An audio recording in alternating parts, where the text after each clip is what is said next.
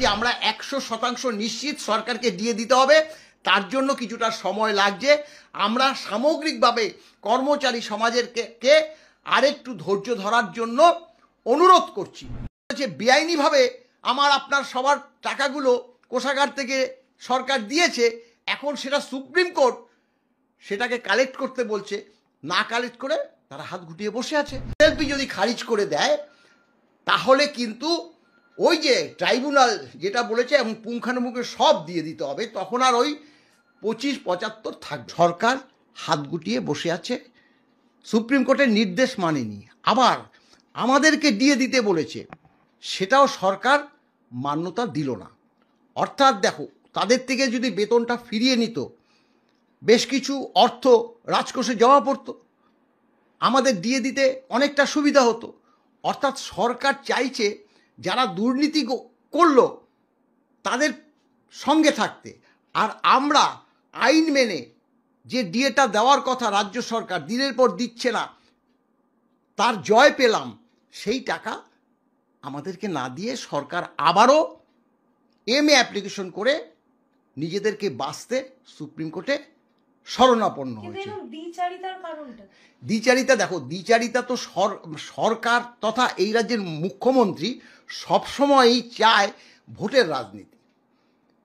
অর্থাৎ এই যে অশিক্ষক কর্মচারীদের, তাদেরকে ভোটের কাজে লাগাতে পারবে, তাদেরকে যদি এবং এই অর্থ যদি ফেরত দিতেই হয়, তাহলে তারা তো যে দুর্নীতিগ্রস্তভাবে অর্থাৎ বেআইনিভাবে চাকরিটা পেয়েছে সেটা তো একদম এক্সপোজ হয়ে যাবে, সবাই জানে।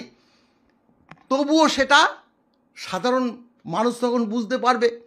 যদি তারা গিয়ে টাকা চায় যে আমরা কোথায় দেব, আমরা যে 10-15-20 লক্ষ টাকা দিয়ে চাকরিটা পেয়েছি, সেই টাকা এখন ফেরত দাও, আমাদের তো বেতন ফেরত দিতে হবে। এই যে ভয় একটা মুখ্যমন্ত্রীর মনে কাজ করছে, যার জন্য তাদেরকে বলেছে যে তোমাদের টাকা ফেরত দিতে হবে না, তোমরা অন্য ডিপার্টমেন্টে চাকরি করবে। আরে অন্য ডিপার্টমেন্টে চাকরি করবে বলে দিল আর হয়ে গেল? একটা তো সংবিধান বলে একটা কথা আছে, কতগুলো নিয়ম কানুন আছে। একটা জায়গায় অন্যত্র চাকরি করতে গেলে বিজ্ঞপ্তি বেরোয়, তারপরে সেখানে সাধারণ যারা বেকার আছে তারা অ্যাপ্লিকেশন করে, শর্ট আউট হয়, তারপরে পরীক্ষা দেয়, ইন্টারভিউ হয়, চাকরি পায়। মুখ্যমন্ত্রী সাংবাদিকদের সামনে বলছে যে না, তোমরা অন্য ডিপার্টমেন্টে চাকরি করবে। এই তো চলছে, মানে তাদেরকে ভোটের রাজনীতিতে ব্যবহার করতে চাইছে। আর সরকারি কর্মচারীরা তা জানে যে তার বিরুদ্ধে প্রচণ্ড ক্ষিপ্ত, তাদেরকে ভোট দেবে কিনা সেটাই সন্দেহ। সেই কারণে আমাদের উপর কোপটা পড়ছে, তাদের আদর করছে।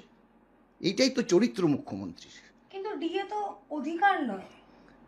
ডিএ অধিকার নয়, আমাদের তো ট্রাইব্যুনাল বলেছে ডিএ অধিকার, সর্বোচ্চ আদালত বলেছে ডিএ অধিকার, এবং তাদের সেই রায়গুলোকে মান্যতা দিয়েছে সুপ্রিম কোর্ট। এরপরে ডিএ অধিকার নয় সেটা তো মুখ্যমন্ত্রী বলছে, কেন বলছে সবাই জানে। এই কথা বলে জনমানসে একটা আমাদের উপর ক্ষোভ সৃষ্টি করার চেষ্টা করছে, কিন্তু সেটা তো সফল হবে না।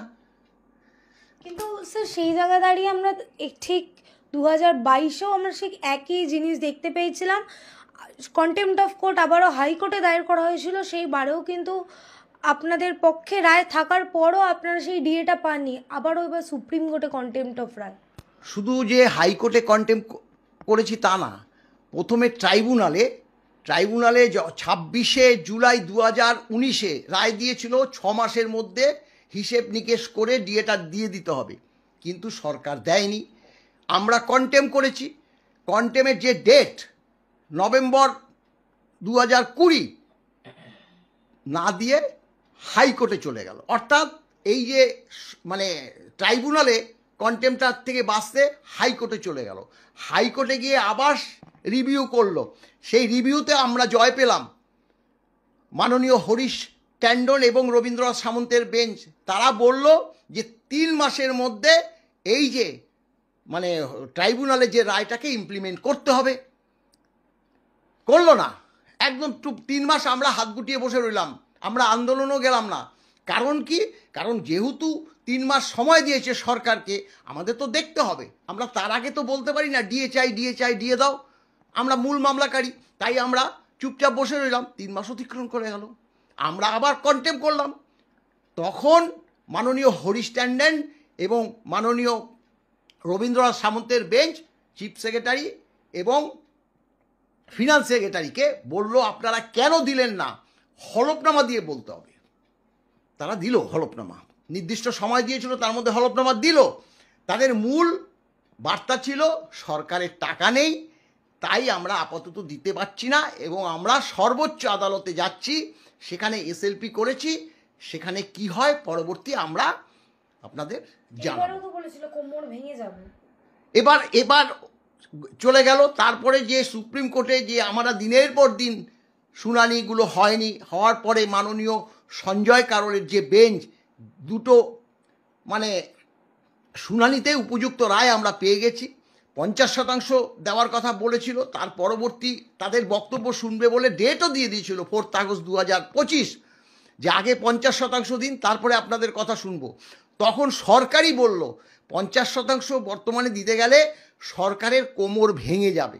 সবাই জানে মাননীয় যে বিচারক তারা বললেন ঠিক আছে আপনারা 25% দিন। তখন আরও কমাতে চেয়েছিল। তাহলে দেখা গেল সরকারের আইনজীবী মেনে নেওয়া মানে তো সরকার মেনে নেওয়া, সরকার মেনে নিল 25% সরকারি কর্মচারীদের দিয়ে দেওয়ার ব্যাপারটা সরকার মেনে নিল। কতদিনের মধ্যে না 1.5 মাস, অর্থাৎ 6 সপ্তাহের মধ্যে।